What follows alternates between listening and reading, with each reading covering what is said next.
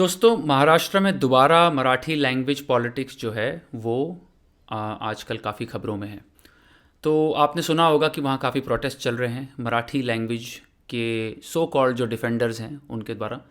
और उनका आरोप ये है कि हिंदी को थोपा जा रहा है, हिंदी को इम्पोज किया जा रहा है। अब हुआ क्या हुआ ये कि नेशनल एजुकेशन पॉलिसी के डायरेक्शंस के अनुसार फडणवीस गवर्नमेंट ने एक रेजोल्यूशन पास की कि मराठी और इंग्लिश के अलावा प्राइमरी स्कूल्स में हिंदी भी पढ़ाई जाए। बस ये उतर आए सड़कों पे ठाकरेज।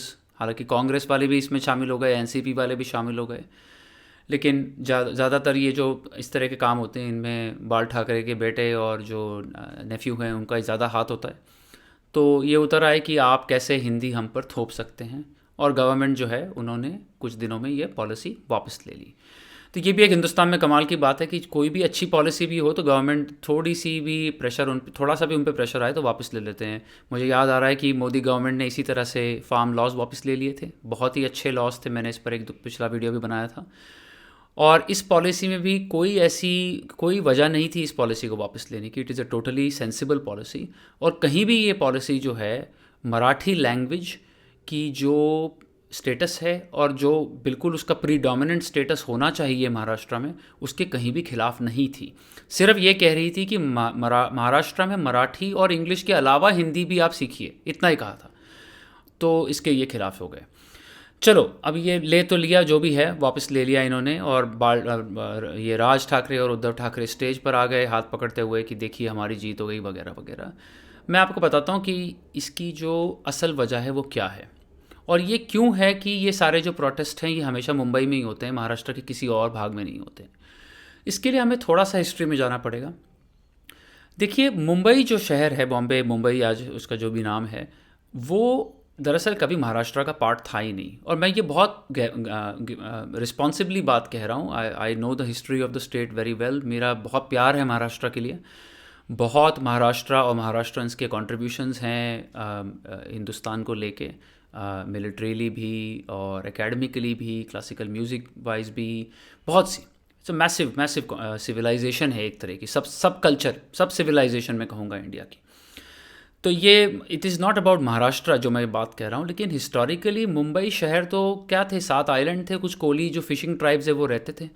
पोर्चुगीज़ वहाँ आके बस गए, उन्होंने दहेज में अपनी बेटी की शादी में गवर्नर ने ब्रिटिश को दे दिया, ब्रिटिश बस गए। उस दौरान बाकी माइग्रेंट्स आने शुरू हो गए। महाराष्ट्र से भी बहुत सारे माइग्रेंट्स आए, ठीक है। जो मराठी, मुंबई के सो कॉल्ड मराठीज़ हैं, कोली जो हैं फिशिंग कम्युनिटी के, उसके अलावा तो सारे वो भी माइग्रेंट्स हैं। वो आए जब मिल्स वगैरह बॉम्बे में सेटअप हुई ब्रिटिश एरा में, उस वक्त काफ़ी महाराष्ट्रंस बाकी ज़िलों से महाराष्ट्र के मुंबई आ गए माइग्रेट करके। और पार्टीशन के दौरान ऑब्वियसली सिंधीज़ बहुत से आ गए, उसके पहले पारसीज़ भी काफ़ी आ गए थे, गुजराती तो थे ही थे क्योंकि ट्रेडिंग सिटी थी, पोर्ट टाउन था वगैरह। तो it was always a very cosmopolitan trade site. मैं कहूँगा जैसे कराची भी हुआ करती थी या कलकत्ता भी हुआ करता था टू सम एक्सटेंट। तो और अब और अगर आप बॉम्बे सिटी के कंट्रीब्यूशंस में देखिए, ठीक है, तो आप अपने आप से पूछिए what is it known for. अच्छा, 5 एग्जांपल ले लेते हैं, 4-5 एग्जांपल ले लेते हैं। कंपनीज़, कौन सी कंपनीज़ हैं जो बॉम्बे में हेडक्वार्टर्ड हैं, जो सारा का सारा जो पैसा है जनरेट करती हैं, ना कि सिर्फ बॉम्बे का, हिंदुस्तान का आधा पैसा जनरेट करती हैं। रिलायंस किसकी है? गुज्जू की। आदित्य बिरला ग्रुप किसकी है? मारवाड़ी की। ठीक है, और कौन सा ले लीजिए, आप कोई भी ले लीजिए। HDFC बैंक किसकी है? गुजराती की। और आप you can just take any other name. Tata किसकी है? पारसी की। गोदरेज किसकी है? पारसी की। अच्छा, एजुकेशनल इंस्टीट्यूशंस की बात कर लीजिए। कौन से कॉलेजेस हैं? Kishan Chand Chelaram KC college, Jai Hind college, HR college, national college, MMK college, Jamuna Lal Bajaj, Mithi Bai. 50 में आपको और नाम दे सकता हूँ। ये किन के हैं? सिंधियों के, गुजरातियों के, और अलग अलग और जो ग्रुप्स वहाँ आए उनके हैं। इनफैक्ट आपको हार्डली 5 ऐसे कॉलेज मिलेंगे जो महाराष्ट्रंस ने सेटअप किए हैं। और मैं इसलिए नहीं कह रहा हूँ कि महाराष्ट्रंस ने कुछ नहीं किया है, but this is just the reality. Poona में आप जाइए तो वहाँ आपको सारे महाराष्ट्रंस के कॉलेजेस मिलेंगे। तो ऐसा नहीं है कि महाराष्ट्रंस को कॉलेजेस सेटअप नहीं करना आता, लेकिन बॉम्बे की कहानी कुछ और है। इसी तरह से आप देखिए सारी बॉलीवुड इंडस्ट्री है, और हॉस्पिटल्स देखिए, लीलावती है, नानावती है, हीरा नंदानी है, और ये जो कौन सा है, धीरूभाई अंबानी, कोकिलाबेन अंबानी अभी बन गया है। जो प्राइवेट हॉस्पिटल्स के मैं नाम ले रहा हूँ, ऑब्वियसली जो स्टेट के हैं वो तो स्टेट गवर्नमेंट ही रन करती है। तो बॉम्बे को बनाने में आई वुड से 80 to 90% कंट्रीब्यूशन जो है वो माइग्रेंट्स का है, I would say non Maharashtrian migrants का। अब ये again I want to stress, ये दिस इज़ नॉट अबाउट कि महाराष्ट्रंस का कोई कंट्रीब्यूशन है कि नहीं, ऑफ कोर्स है, और वो भी ज़्यादातर सब माइग्रेंट्स ही थे from different parts of Maharashtra. But ये it is just a coincidence कि बॉम्बे महाराष्ट्र का हिस्सा बन गया। अच्छा, मैं आपको एक और कमाल की बात बताता हूँ। शिवाजी महाराज कभी आए थे बॉम्बे? कोई बता सकते हैं मुझे? कभी नहीं आए थे। पेशवा कहाँ था उनका कैपिटल? ठीक है, पूना में था। शिवाजी महाराज का कहाँ था? राजगढ़ पूना के पास वहीं था। शिवाजी महाराज और महाराष्ट्र का जो वेस्टर्न मोस्ट फोर्ट है, क्योंकि they were known for their forts, वो कहाँ है? वो लोनावला में है। जो अगर आप जानते हैं इस एरिया की ज्योग्राफी को, तो Lonavala is around 90 kilometres east of Bombay. Lonavala में है, उसका नाम है लोहगढ़। उसके कभी इस तरफ आए ही नहीं। ये तो पोर्चुगीज़ के यहाँ थे, कुछ कोलीज़ के थे, और जो कोंकण में कुछ अंग्रेज़ वगैरह थे उनकी कुछ प्रेजेंस थी। साउथ बॉम्बे में ये कोलाबा वगैरह में, जहाँ दरिया पार आप करके जाएंगे तो आपको अलीबाग वगैरह मिलता है, वहाँ भी कुछ फोर्ट्स वगैरह थे। तो it's a very unique city. और ये संयुक्त महाराष्ट्र का जब आंदोलन हुआ, जिसके तहत बॉम्बे को महाराष्ट्र में जोड़ा गया, which I think was a huge mistake, it should have been a union territory, क्योंकि इन लोगों ने लूट लूट के शहर को बर्बाद कर दिया है। इस वजह से आज हम देखते हैं कि बॉम्बे में इस किस्म की जो पॉलिटिक्स है वो ज़्यादा होती है बेनिस्बत किसी और महाराष्ट्रन सिटी के। अब ये आप देखिए कि एक आपने वीडियो देखा होगा शायद कि कुछ एमएनएस के जो वर्कर्स हैं वो किसी पानीपुरी वाले को मीरा रोड में मार रहे हैं कि तुझे मराठी नहीं आती।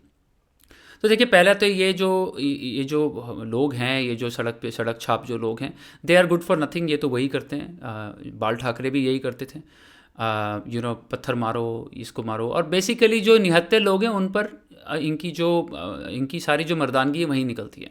अच्छा, बॉम्बे में जो मुसलमान एरियाज़ हैं, मोहम्मद अली रोड वगैरह हैं, जहाँ सारे साइन बोर्ड्स भी उर्दू में होते हैं, वहाँ आपको कभी नहीं दिखेंगे ये जाके उनको मारते हुए कि आप भी ज़रा मराठी में बोलिए। ठीक है, ये मीरा रोड के जो बेचारे गरीब ट्रेडर्स हैं उनको जाके अपनी जो है मर्दानगी दिखाएंगे। सो दिस इज़, इससे आप महाराष्ट्रन कल्चर को मत जोड़िए। इन लोगों का ना महाराष्ट्रन कल्चर से कोई लेना देना है और ना मराठी लैंग्वेज से। इन्होंने शायद कभी कोई किताब भी नहीं पढ़ी होगी महाराष्ट्रन मराठी लिटरेचर को जो बिलोंग करती है, या कोई ऐसा सब्जेक्ट जिसमें कोई दिलचस्पी आदमी लेके महाराष्ट्र के बारे में जान सके।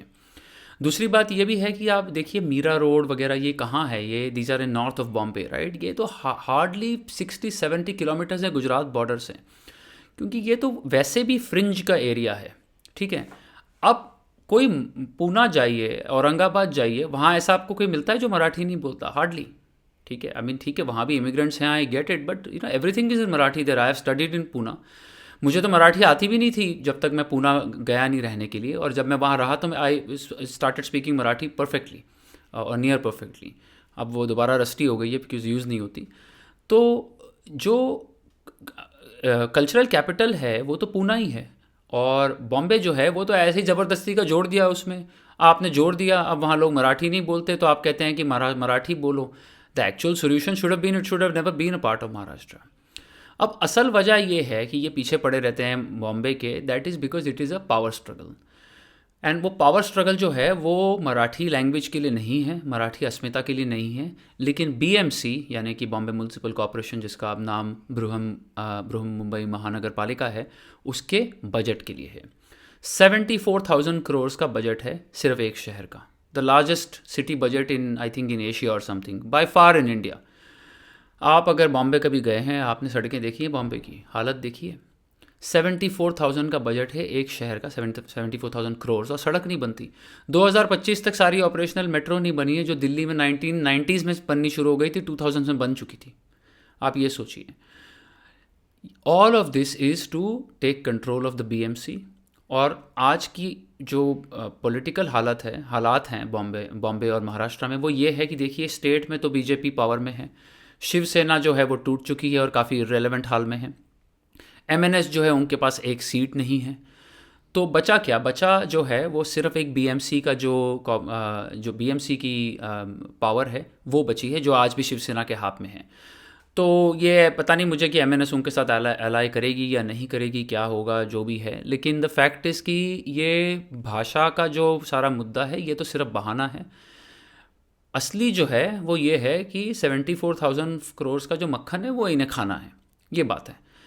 और जहाँ तक लैंग्वेज का सवाल है, जो मराठी लैंग्वेज से प्रेम करने वाले लोग हैं, अच्छा मुझे आपको मैं चैलेंज करता हूँ, राज ठाकरे को मैं फिर भी थोड़ा सा क्रेडिट दूंगा because he has organise some good events and कुछ उन्होंने पर्सनली इनिशिएटिव्स लिए हैं। लेकिन आप मुझे बाल ठाकरे या उनके बेटे उद्धव ठाकरे की एक कोई पॉलिसी बताइए जो एक्चुअली इंस्टीट्यूशनल लेवल पर मराठी कल्चर या मराठी लिटरेचर को प्रोटेक्ट करती है। कुछ नहीं, ठीक है, कुछ नहीं, सिर्फ शिवाजी के पुतले इनको बनाने आते हैं, कुछ नहीं, और जाके पानीपुरी वालों पे हाथ उठाना आता है। जो महाराष्ट्र में के लोग हैं असली, जो एक्चुअली लिटरेरी माइंडेड हैं और मराठी लैंग्वेज से प्यार करते हैं वगैरह, वो तो अपना काम चुपचाप कर रहे हैं, ठीक है। वो तो लैंग्वेज का को प्रमोट भी कर रहे हैं और उनके ग्रुप्स भी हैं, एसोसिएशंस भी हैं, नाट्यगृह भी हैं, किताबें भी लिख रहे हैं, फिल्में भी बन रही हैं। लेकिन उनका ये जो ठाकरेज हैं और जो so called custodians of Maratha culture हैं, मराठी कल्चर है, इनसे कोई लेना देना नहीं है। These people are not the leaders of Maharashtra and they are not the protectors of Marathi language, pride और आइडेंटिटी। ये बात आप समझिए और मराठी लैंग्वेज को रिस्पेक्ट कीजिए, मराठी लैंग्वेज ज़रूर सीखिए, लेकिन वो करने के लिए आपको इनके साथ जुड़ना हरगिज़ ज़रूरी नहीं है। यही बात मैं आपके सामने रखना चाहता था। उम्मीद है आपको पसंद आई और थोड़ा मुझे बताइए आपने क्या सोचा इस बारे में। शुक्रिया बहुत।